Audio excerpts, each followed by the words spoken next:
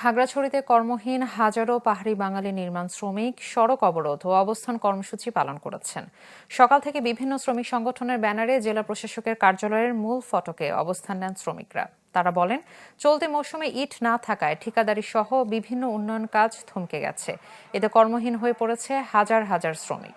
দাবি আদায় না হওয়া পর্যন্ত কর্মসূচি চালিয়ে যাওয়ার কথা জানান আন্দোলনকারীরা।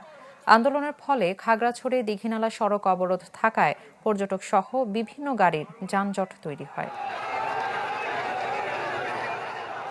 নতুন এবং ফিরে আসা গ্রাহকদের জন্য নগদে চলছে ক্যাশব্যাক সহ প্রতিদিন হাজারো উপহার জেতার সুযোগ। হবে আশা আর ফেরা, সারপ্রাইজ সেরা। আমরা যে কষ্টই আছে, ছেলে মেয়ে আমরা 13 বছর চলে, বছর যদি করতাম ছেলে মেয়ে আমি কেউ লেখাপড়া করতে শুধু সুবিধার পাই। এখন আমরা সামনে ছেলে মেয়ে এখন বন্ধ প্রতি টাকা নাই, আমাদের পেটে ভাত নাই, আমাদের সবকিছু বন্ধ করে দিয়েছে, আমাদের সবকিছু সংকট করে ইট ভাটার সাথে ইট নাই, আমাদের কর্মবিরতি সবকিছু বিরতি, আমাদের ঘরে এখন চাউলও নাই। স্মারকলিপি প্রদান করেছেন, আমরা দেখে আইনগত বিধিগত বিষয়গুলো দেখে আমরা ব্যবস্থা নেব এবং সরকারকে আমি জানাবো এই বিষয়ে। দর্শক, এ নিয়ে আরো জানাতে খাগড়াছড়ি থেকে যোগ দিচ্ছেন নুরুস্তাফা মানিক।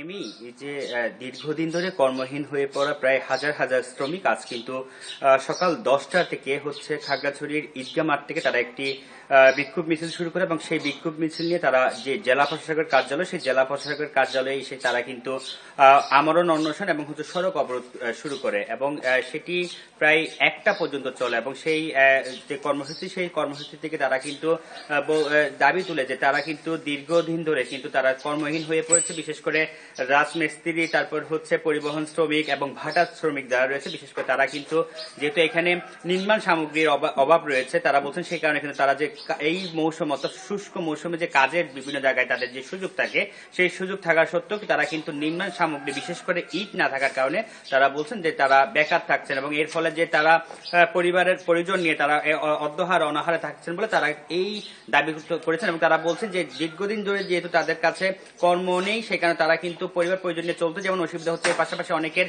আর্থিক অনটন রয়েছে কিংবা ঋণের বোঝা নিয়ে তারা চলছে, যাতে এই জেলা প্রশাসন কিংবা যাতে একটি উদ্যোগ নেয়, যে উদ্যোগটার কারণে যাতে এই যে ভাটাগুলো চালু করা হয় কিংবা উন্নয়ন কর্মসূচি রয়েছে সেগুলো চালু হয়, কর্মসংস্থান সেটি দাবি তুলেছেন এবং এই বিষয়টি নিয়ে প্রায় 2.5 ঘন্টার মতো যে সড়ক অবরোধ ছিল, সেই কারণে কিন্তু দীর্ঘ যানজটের তৈরি হয় এবং পরিশেষে জেলা প্রশাসক আনোয়ার সাদাত তাদের কথা শোনার পর তাদেরকে আশ্বস্ত সংশ্লিষ্ট যেসব মন্ত্রণালয় রয়েছে সেই সব মন্ত্রণালয়ের সাথে কথা বলে তাদের জন্য একটি